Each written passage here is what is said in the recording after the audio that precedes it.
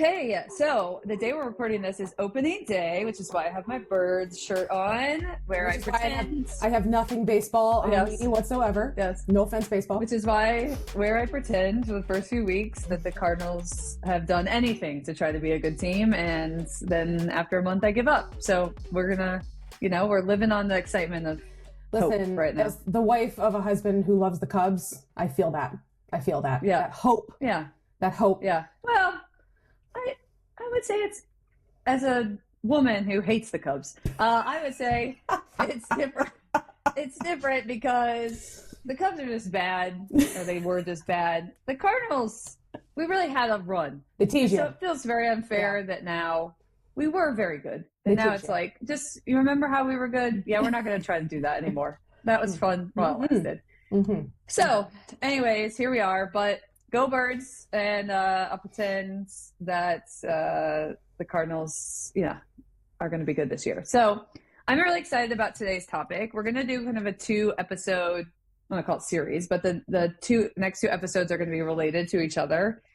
This is something that actually came up in the OGX community. So I don't know if people saw that we started this, but we're kind of rolling out forum where people can join and we can get a little bit more in depth about player development. So we started just a little pilot group, and this conversation around nutrition came up in there as well. And I think this is just something that maybe as a internal group, I don't want to say that we didn't know it was a thing. I think we're all women, we're a women-owned business. We know that there's some things there with weight and nutrition, but I think we weren't quite prepared for the level maybe that it would come into play with conversations we were having, and the nuances and the complications around it, how often we would be having this conversation. And so it's definitely something that's kind of on our brains. And so we are just going to talk today a little bit about our experiences and some of the things that have come up for us anecdotally, ways that we've dealt with it or talked through it. And then on the next episode, I'm talking with a nutritionist a little bit more specifically about athletes and some of the dynamics of female athletes, and a little bit more getting into that expertise. So hopefully this kind of like 2-part series, you can really dive into a lot of the nuances of this. And I would say that's probably not even going to scratch the surface of the things that we could touch on in this topic, but we can start to raise this conversation. So I think maybe if it makes sense, and then after I kind of lay this out, Laura, just feedback from your standpoint, but I just want to like lay a little storyline out of our sort of realization that, not that this was important, because I think we knew that nutrition and your body obviously is what you're using for performance was important, but how we realized the difficulty and nuances and how deep that ran for female athletes in particular. Obviously softball, I think one important piece, it's not a sport where thin or small or delicate, not hitting puberty, I'm thinking of like these sports where when you don't hit puberty, it's positive. That's not true in softball. And that's when we say that some of these things took us back. I think that's really where it came from, which is there's no real pressure from the sport, outside of like some things, I guess, to be thin or to stop your period or to do anything that maybe there are some things in sports like long distance running or gymnastics where we sort of notoriously have had issues and pressures to do things like that. But that's not true of softball. And so as these things came up, it's really this intersection of sport, society, there's a lot of things that sort of overlaps. But for us, we've talked about this before, we keep wellness questionnaires, and we ask our athletes when they're training to fill out wellness questionnaires that just give us some subjective measurements of how they're feeling. Are they tired? Are they, did they sleep well? How do they feel their nutrition generally has been that day? Do they have any soreness? Do they have any pain? And it's just this opportunity for us to kind of flag some things that could impact their training and their performance. And in that conversation several years ago, probably like 3-4 years ago at this point, at least, we started having conversations around putting weight in there. And this was coming from a realization that we saw in a few athletes where weight was fluctuating quite a bit, typically down. And it was impacting performance, and no one knew that weight was fluctuating.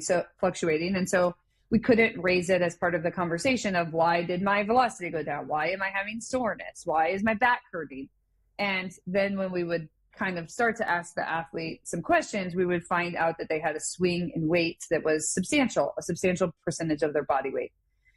In addition to that, a lot of the metrics that we measure, body weight really should come into play as sort of a way to normalize the data of power and performance and things like that. So several years ago, we thought, let's just add weight into the wellness questionnaire and ask the athletes their weight. That when they fill it out, they don't need to get on a scale, though in-house we did have a scale. And, we just asked them to do that. And what we saw very quickly is that the percentage of people doing their wellness questionnaires plummeted.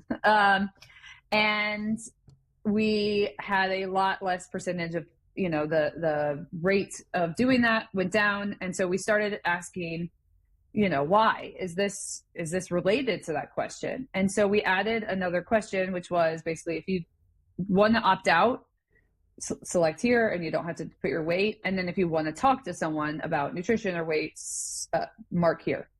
And our rate of participation went back up, and about half of our athletes, and now these are athletes who range from 12 and 13, through high school for the most part at that time. We have college athletes, obviously, now, a lot of them that do that as well. And so at least half of our athletes at the time marked that they would prefer not to put their weights. And so this became a really interesting question for us, of realizing that even athletes as young as 12 and 13 were like, no, thank you. I do not want to put my weight on here. But that this is something that needed, from the stories I just mentioned, like needed to be talked about, or was a missing piece to be talked about in conversations. A lot of times we were having conversations with families where they were asking why power wasn't going up, why velocity was going up. And we could see with our eyeballs that the athlete was pretty thin, didn't have a lot of room to put muscle mass on. And the conversation became a little delicate about, we're missing this piece, but how much can we talk about it? And how do we broach this conversation with the athlete in a way that's not going to make her feel bad from her body image? And so I would just say generally that's where this conversation really started swirling for us, of how do we approach this conversation in a healthy way? How do we not ignore it? Because ignoring it feels like we're really missing part of the performance conversation. And, we can't ignore the nuances that are really specific to female athletes in this conversation, and body image and the types of things they feel. So that's my little backstory of how we kind of got to these conversations, and we can get into some of the ways we have managed it internally, or where we've sort of pointed people, or where the conversations have led. But did I miss anything, Laura? Are there any other key parts of that story that you sort of saw from your perspective? I think you nailed it. We sort of exchanged the frequency of the wellness questionnaires for the I'll say the importance of the information we were asking, and it was very eye-opening. And I think we even reflected, shoot, as a woman-owned business, not that we missed it, but again, as you said, I don't think we realized the gravity for athletes that this has on their ability to report their wellness, and the impact that it has on them to want to give that number. And it is a minefield of a conversation for a lot of reasons. Something that you said about, we couldn't have that conversation with that athlete about, and again, I will say probably 99% of the time it is low body weight. I just want to be super clear about that. Totally. When we talk about, tracking body weight, it is oftentimes, and I mean often, literally 99% of the time, it is often a metric that we ask athletes to track for their base health, because it gives us an indicator of caloric intake and whether they're able to maintain their body weight, particularly in season, with enough caloric intake to keep, muscle from breaking down, to keep just energy in their system. I'll say 1% of the time that we talk about the other end of the spectrum, it oftentimes is more of just it's the shape of who they are. It's who they are as an athlete. And oftentimes those athletes that have, they're on the sort of other end of the spectrum with a little bit of a higher weight. I'm not going to use BMI, but a higher body mass. They produce power, right? Because mass is gas, as they say, right? And so oftentimes it's this underweight athlete that we're really, really trying to track and keep an eye on because of her really susceptibility to other issues down the road, if that is a cycle of energy deficit that she's maintaining. And I think some of the education around that has been really powerful. I've had amazing conversations with some of our clients and families about, just even with a mom who isn't recognizing some of the symptoms of irregular menstrual periods, bone issues, these things that they don't think about because the education has been so much about the like postmenopausal women and their risks of bone issues and bone health and menstrual challenges and all those things. And we don't think about that as a teenage thing. And so when we have those conversations, it's usually the moms that are like, the light bulb goes off and they're like, oh, right, all this stuff is connected. And so, yeah, the wellness questionnaire really, I think, gave us this indicator of, one, it's an important question to ask, but it's a really uncomfortable question to ask. But the number of times that this has come up in a athlete's performance story, a health story, I've lost track at this point. And I said, typically it is being concerned about low body weight. And then again, that cascade of events that can come from that. Yeah.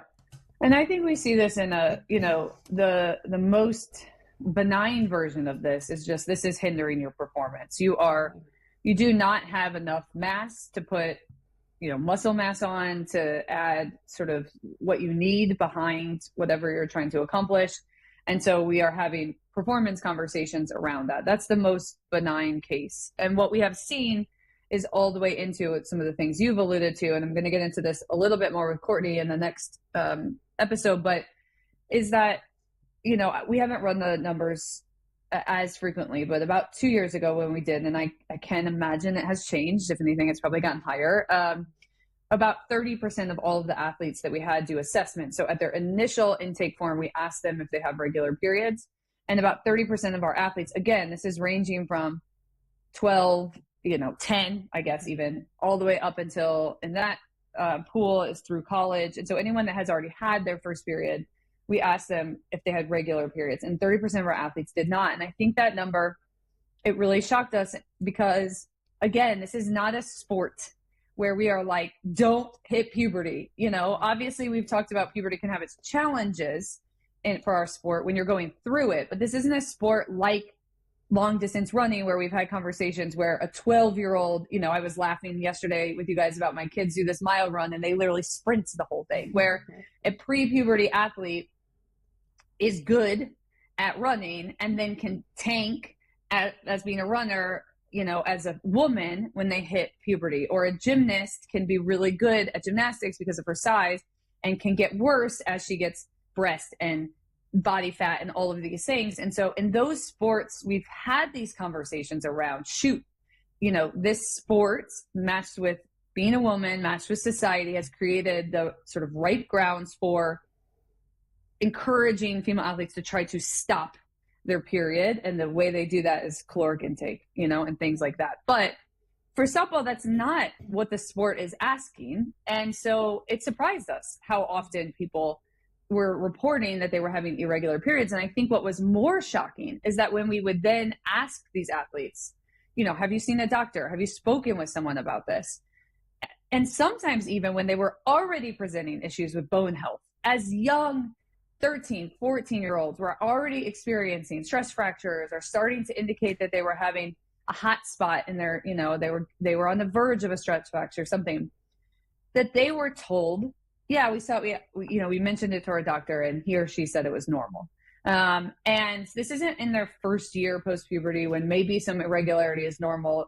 This is outside of that window. Mm-hmm. And what was shocking to us is it's absolutely 100% not normal. I think that that's important. Like I said, Courtney and I are definitely going to get more into this and the long-term ramifications of something like that, of just not having regular periods, are as bad as the sort of immediate implications can be. The long-term implications of something like that is so bad for a woman to experience. And so that used to irritate us so much of like, okay, well, we're not the medical professionals, so we can't just be like, that's a lie, but we often would push of like, maybe just push on that a little bit more. It's not typically normal for a woman not to have regular cycles. And when you don't have regular cycles, it's usually a signal of something, it's a signal of something. And as you've mentioned, for the most part, for our female athletes, it's caloric intake. And I think that this is really layered. It's not, we have seen cases, obviously, of actual eating disorders and things like restrictive eating and things that are a little more intentional or have a little more layer to it. But in most cases, that is not the case. And what is happening is, I would say twofold of kind of what we see is an intense schedule, a very intense schedule for all of the things that we talk about often on this, where an athlete has very little time to fuel themselves within that schedule, mixed with a sort of adult woman's understanding of what a diet should look like, a sedentary adult woman's understanding of what a diet should look like. So as a sort of like example, I coached a team for many years, and there were a few years where I would say like best breakfast platter wins a Starbucks drink or something, and they would put it in the group me, or what is everyone eating for lunch, like most protein, whatever. And we would do these incentives, which I think we can get into a little bit of some of the ways we've tried to put positive spins on this. And often I would get a picture of like an apple for breakfast, or like a salad with no meat on it for lunch. And I think like that's at times in my life, although I'm really trying not to do that too, what my plate looks like. But as an athlete who is literally going from 7 a.m. until 8 p.m. with many of those hours in physical activity, that is just simply not sufficient fuel for their body to replenish the things that they're breaking down in their daily routine. And so, I think that's the more, like I said, this is not malicious. They're not trying to do that. No one's trying to, but that's kind of where these worlds collide of what we see our athletes kind of dealing with. And so, yeah, maybe if you want to just talk through, Laura, some of the ways that like internal conversations that we've had, some of the ways we've tried to respond to this or instill a slightly different culture for our athletes and what that has looked like. Yeah, I'll say we've gone back to tracking body weight. We're very intentional about this though. So when we do our power updates, meaning, typically every 6 weeks, we'll collect some new rounds of our power measurements and our power monitoring. We take the athlete's body weight, but with a lot of intentionality. The device that we use, the scale that we use, the display of the actual body weight is not visible to the athlete. So the coach can see it in order to enter that data. And the coach can have that just in the context of essentially like where her power snapshot is right now. Because again, as you mentioned, the loss of body weight is going to lead to a loss of power. That's just a sort of a basic physics. And so we've just got to keep an eye in the context of power. And that I think has become so critical that we are attaching this metric. And that's all it is a metric. Honestly, I get it. As a woman, the number on that scale is not an easy number to see. It's not an easy number to see go up if you don't want it to go up, or go down if you don't want it to go down. It's a difficult relationship. But to put that number in the context of performance and attaching that specifically to underlying power and strength and conditioning, I feel has opened up a different conversation with our athletes. And I think, James does a great job, our coaches in general, but James specifically as our director of strength and conditioning. He does a great job of, I think, really being intentional by opening up conversations about food. What'd you have to eat today? It's kind of similar to what you said with your team.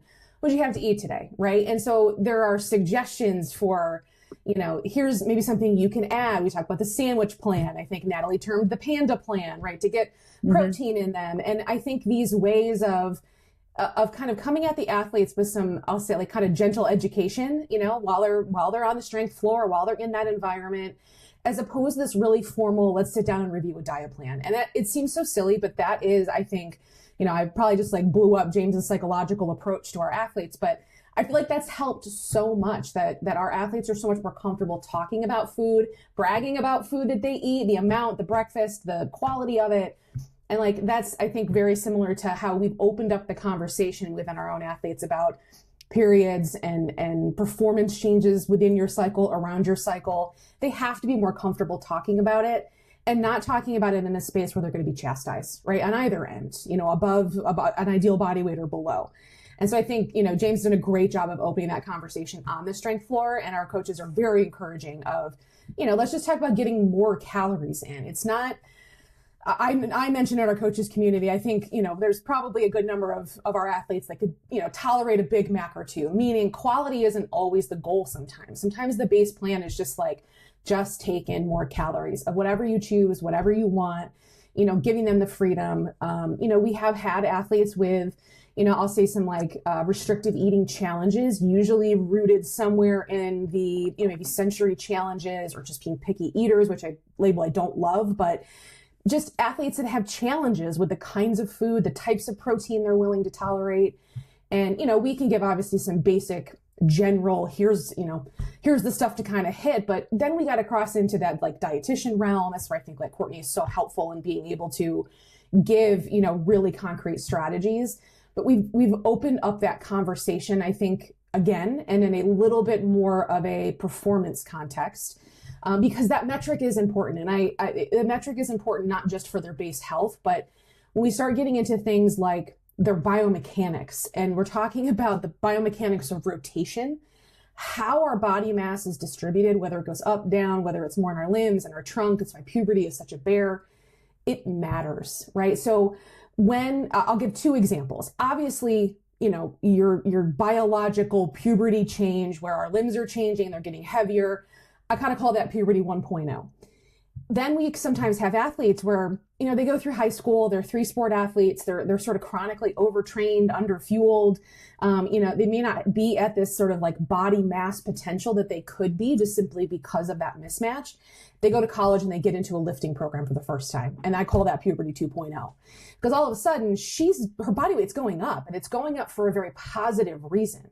It is solid lean muscle mass. It is adding muscle mass. It is matching this nutritional intake because of the workload she's no longer experiencing in high school. And so that change as well, even if the scale is going in the quote unquote wrong direction, however you want to view that, that change has an impact then on how she organizes herself as a pitcher, as a hitter, as a player in general. And we often talk about, speed slowing things down, or I'm sorry, body mass going up, slowing things down. But sometimes that needs to be leveraged. And that's an important part of the conversation. If we don't talk about that, we see it in pitchers, their patterns alter because they've all of a sudden gotten into a strength and conditioning program. Usually it's ours, and they are putting on mass. Their pants don't fit anymore. We're seeing this awesome just build of strength, and their patterns degrade. And it's typical. Their body has to renegotiate just like it did in puberty. So when we don't have that conversation, we miss this really key important piece to talk about it in relation to your performance. And in my personal view, that's how we should be talking about body weight. Specific to what are your performance challenges? Where could getting that particular metric in the right frame for you, whether it's up, whether it's down, doesn't matter. How does that support your performance? The body image side is a whole other conversation that it's complicated. I don't know how else to say it. It's just complicated for young girls, especially with, the saturation of social media and all those things. That's difficult. But I think centering this weight mass conversation, nutrition, all these things around performance opens up a much more healthy conversation of why does it matter? Why do we track it? It's not to wag our finger at you that you are, you're losing mass or gaining mass. It is simply to understand who you are in the context of that moment in your performance. In my mind, it's no different than any other metric, but it comes with a whole host of other psychological challenges for athletes that we have to consider. That's the human side of that particular data point. And that's, I think, really important to keep in mind. Yeah. I was thinking about a few years ago, my team leading up to the season would be leading up to the summer season would be it's, gotta get our lifts in. It's almost swimsuit season. And I would be like, how about softball season? And there's an element of there's just the things that we are fed constantly that our athletes are, they hear and they take on. And gosh, we've talked about the adultification of sport. And I think, we do this with a lot of the diet and the way that we approach it. And sometimes the mom puts on her kid's plate what she's eating. And, as I said, most of us as adults are pretty sedentary. And so it's like, that 1,200, 1,500 calorie intake in a day, probably not great. Maybe don't be so sedentary and go, lift and do all the things that women need to do as we get into this perimenopause and menopause fun for bone health. But generally, as you are maybe in a more sedentary lifestyle, that might be fine for you to maintain your body weight. But that is just simply not remotely reflective of what the athletes are doing. Like we lay out their schedule, and and there are a lot of challenges and things I think Courtney and I can specifically, and we did another sort of webinar that we let people join with Courtney where we talked about this. But there are challenges of sometimes our athletes have lunch at 10 and they don't, they don't work out until 3. They don't get off till 3. And so they have to plan ahead to, pack snacks, and then they have to make sure that their teachers allow them to eat the snacks. And there's a lot of things that, there are challenges to what it looks like, but we're talking about like a 3,000 or more sometimes calorie intake for these athletes to be able to replenish their bodies. And that's a lot of eating based on, what we're used to as a sort of a society. And especially in our culture now where we're just running constantly, everything's on the go. We maybe don't sit down and eat dinner and things like that the way that we used to. And so it does require some intentionality. And in order for there to be intentionality, there has to be conversation. And without being able to approach it in a way that,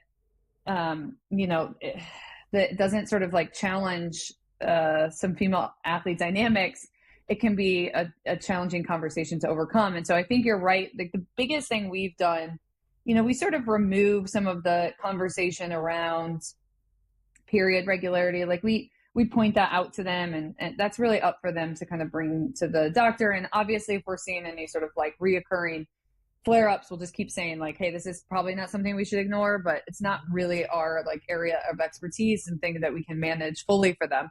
And so we've moved away a little bit from that. We've used weight, as you've mentioned, to normalize some of these conversations around power and velocity and things like that. And then also, I think the biggest thing for us has just been to continue to create this sort of like open community of talking about food. We've talked a lot about how we talk about periods, talking about things that impact our athletes in a sort of non-judgmental, open, hey, we're all trying to perform the best we can. What'd you eat before you got on the strength floor? Did you bring something today so you could take a break? Like you're going to be training a long time. Having these sort of like non-charged conversations around it in a space where athletes are like-minded, they all want to perform their best. And that has removed some of the charge around it in a way that's really healthy. But it exists, it's still underlying. And I was thinking as we were talking, like the most common injury we see in our young athletes is stress fractures. And so I think like, this idea of missing periods during that time period and sort of not having the caloric intake you need at a time where we know bone injuries happen is just really challenging. And so I think we have to be mindful of that, in addition to, and probably more that we'll get into in the next episode, in addition to the implications that something like that then has on you long term. So obviously as 13 through 22-year-olds, we're kind of focused on the me and tomorrow and not necessarily, me as a 30, 40-year-old, but that does have implications. Missing your period, having irregular periods, what that does to your body does have implications on things like fertility, on things like, there are implications for that we don't want to ignore. And so I think we have to have a level of intentionality around this. It goes all the way back to the culture of female athletes has to be fine talking about periods. It has to be fine talking about the society demands we have on body image. It just has to be fine normalizing those conversations, because otherwise we just ignore it. And then we never sort of take steps forward. And I just think that can be so detrimental for our athletes and scary to not have those conversations. When you talked about some of like, kind of the long-term effects, the thing that I have been really a broken record about with any, family client, whoever I've talked to about this is one, this has to be, the parent supporting the athlete's life skills in figuring out, how do I pack for snacks? How do I make sure that I have what I need, my fuel? What do I enjoy eating? It has to be something that parent is supporting that young athlete in developing these habits of, okay, I practice at 3, I have to snack with me, and that planning. To me, as someone who did not have that experience, being that an adult, and the hardest decision, I think I joke about this all the time, the hardest decision you have to make all day is what do I eat? Right? 3 times a day, sometimes more. What do I eat? It's such a challenging question. And I think the more you can, give these young athletes the opportunities to, one, explore foods that they do enjoy eating and can maybe put a more protein spin on, or a more caloric density on. I'm not going to say healthier because that's a relative term, but for what they need, if it's more protein or more calories or more carb, whatever it is, that they can change that to a version that just does that without taking away their enjoyment of it. We've won something there, right? That's a huge win. And so I think oftentimes I'm navigating this sort of parent-athlete relationship of, the parent recognizes the nutritional need and recognizes, obviously, gotta get her to eat. And the athlete needs to take also an active role in that. And I think that's sometimes the piece that gets missed is, my plea to our athletes, and any athlete who's listening, parent of an athlete, is this is ultimately going to be your responsibility as an adult. So now is the time to learn, how do I prepare my body for competition, for practice, for my day, to treat food as energy and to fuel those things, and, coming and meeting your parent in the middle of asking for the foods that you want to eat and trying to negotiate those things. It's a tall task. I'm not saying that's going to happen tomorrow, but it's such a life skill, and it's such a skill that, again, I can speak from the other side. You'll be very grateful that you have when you get into adulthood and you're on your own and you're trying to navigate those challenges, just as a busy adult schedule. And it's tricky, but I think it's something that both, that parent-child relationship, the athlete's got to be active in that. They've got to be, driving the bus, so to speak, on packing for snacks, preparing foods, obviously with parental support and probably the person who's purchasing said food. But that's got to be it's got to be a team effort. Yeah. Yeah. I was thinking, one of the stories I've kind of talked about is I have a much younger brother. And so I got to experience some of his sport journey. And, he was a baseball player and a soccer player. He played a lot of sports, but it was so interesting to me having experienced that almost in, not in a mom role, but I was so far removed from his age that I was very aware, almost as a mom figure, of his experience. And the way that they talked about weight was you have to be an X body weight. If you want to throw, you are whatever, 145, you need to be 185 for you to throw this velocity. It was just so black and white. And now, this is not to minimize, because there are plenty of athletes in general. There is going to be some body dysmorphia, body issues, because our body becomes this vessel for performance. And so that is true for men too. This isn't and then they're fine. There's plenty of men and boys I've seen have body issues as well. But it became this very clear thing. And it was just specifically about performance, this is your, body weights that you need to have to get X performance. And you could talk about it in that level of dynamics. And so that was such a sort of juxtaposition for me coming into coaching and being oh yeah, we can't do that here. Females will be excuse me, what, that just doesn't feel the same. I've also given the reference, and this is so interesting. At some point I will post this online or something, because it is really interesting to me that when I reflect on myself as a high school athlete, I remember we did a lot of running for my volleyball team. It was very corporal punishment type and in high school, and so I was always preparing for that season by I just remember always perpetually thinking I'm so out of shape, I need to lose weight in order to be more in shape. It became, and I would do these runs, I would go to the gym in the morning, I did all of these things. And so in my brain, I remember having this moment where this stuff was coming up and I thought like, yeah, I always had to be losing weight in high school. Like I was like a slightly heavier kid and whatever. And I went back and saw this picture of me pitching and I am frail, like frail. Like it's not funny. It's not funny. One of our athletes, if we saw one of our athletes that, you know, this would be a conversation of like, Krista, you want to know why you're stuck at 55, which is probably what I pitched at the time. Like, you need to eat a sandwich, you know, like you're too frail. And in my brain, even as an adult, I was like, oh yeah, I was always like, had to lose weight so I could be in shape. And it became, you know, that starts from this lack of understanding. Like I said, at the time, it was just a lack of education around those things probably. And that has increased a little bit of like, how do you get in shape? How do you get faster? Has changed, but it comes, you know, to me, you have people leading women's health from a very like adult woman body image version of it. And then it starts to trickle all the way into sport. And we just lose this idea of what we're trying to accomplish. And really it's so interesting for me because I played volleyball and softball, two sports where like power and quickness and explosiveness are so important. And being tiny is not, this definitely doesn't equate to those things. And this idea that I was like running distances to be small in sports where what I really needed to probably break the threshold that I was up against at the time was power. Right. And if someone had taught me to like eat and then train power, I probably would have been able to accomplish more.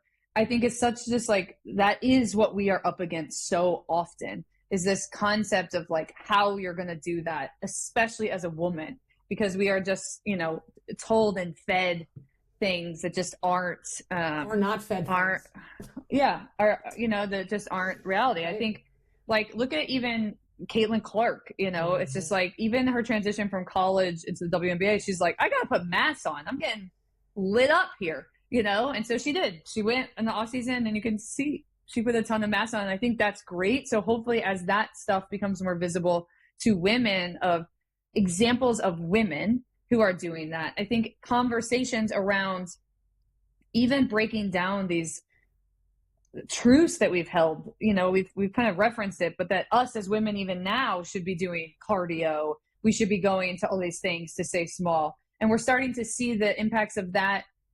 You know, we've referenced it, and this is definitely a different topic and not for our audience, but we've seen the issues of that, of in perimenopause, in menopause, of women whose bone health is at risk, who aren't lifting and sort of doing the things that they could be doing to be healthy in that time period of their life. And all of that, you know, it's so layered and it's so complicated. You even reference like our parents' generation, I think at the time where like fast food and processed food and quick became, you know, really important. And so then our generation, I'm probably right on the cusp of it, but we got passed down this sort of inability to, what do I put on the plate? How do I cook food? How do I, you know, what does this look like? You know, not just to grab these like processed, fast, empty things that we were being fed. Like there was a time, this is really going on a tangent, but there was a time as a teenager where I did Atkins with my mom. I went into college, and my freshman year of college, I put on mass because that's what you freaking do. Like I'm sure if I looked back now, I looked great, but in my brain, I was like, this is bad. I got to lose this weight. And so I went to, on Friday mornings during college, me and a teammate would go to Weight Watchers meetings. I was just like, I mean, just like that was the generation that we grew up in. So all of this it's so layered and complicated. So all I would say to our audience is like, just know it's complicated and start to encourage this conversation. It's not shame. It's not like, we don't ask this, like, what did you eat? You know, like how do you start to encourage this conversation? How can you as the parent, if that's who's listening, be just a healthy example? Like forget making your kids feel shame. Can you start, you know, advocating for yourself and what you're eating and what that looks like? And can you start to think about, when is my athlete going to eat during this whole day? Like we got all of these things. Do I need to have some food in the car ready? I have to do that all the time with my kids, and it is hard. It's when I look at the night, I'm like, oh my God, the only time they're gonna have to eat is like, I gotta bring food in the car, you know, and I have to have it prepared and ready. and it is challenging. So it's not to minimize the challenge of how busy we all are and what that looks like. But I think that's it, is that this is layered and it matters for their performance. And even more important, it matters for their health. And it is not a small challenge that we face on a daily basis. We're saying 30% of our athletes are missing periods. So, I mean, we are saying then that probably 75% of them aren't having the caloric intake that they should be having. I mean, that's making some jumps, but I think it's probably a pretty safe jump to make. And so this is a really big issue, I guess I would say. Issue might be a strong word, but a challenge that these athletes are facing. It is a huge performance indicator. So as you are just like banging your head around like how hard they're working and are they performing and they're doing all of these things, and a lot of times it just comes down to like, are they fueling enough to ask their body to do the things you're asking it to do, so frequently? Yeah, I'm gonna jump over the college level for just a second, and I'm gonna talk about the pro level, because this trend that I see is, the structure we have this incredible influx right now, at the top level of our game, and the college level, where, strength and conditioning and nutritional intake, these things are so managed that teams are they're locking in, because every little performance bump matters, right? Especially at, that end of season, how are we keeping ourselves healthy? And what I often see is when I see, these high profile college players, when I see them post college, the first thing that jumps out at me, and this is not a criticism, it's just simply an observation, is, wow, they got small, right? Wow, they lost that body mass. And so if you are, and this is again a plea, if you're seeking to play professional softball, any level, Olympics, doesn't matter. The demand to those organizations, to those structures, that you have appropriate strength and conditioning and nutritional support, whether that means enough salary support in order to feed yourself, right, but also access to a nutritionist, access to people that can help you to do that. Because part of me, and sort of my cynical nature, is I feel like that's a lot of the reason why some of our professional softball attempts have not done well, is because those athletes have lost that structure, that power, and they're just trying to get it back for themselves with minimal support.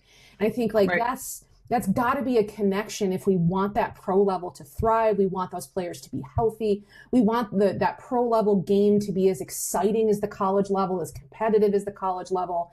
That's the sustainability really under the pro level, in my opinion, is like, this is just an extended conversation of making sure that you as an athlete are fueled and training appropriately under your sport, whether you're a high school athlete or a professional athlete. And that spans the entire, gamut of that. What are you going to say?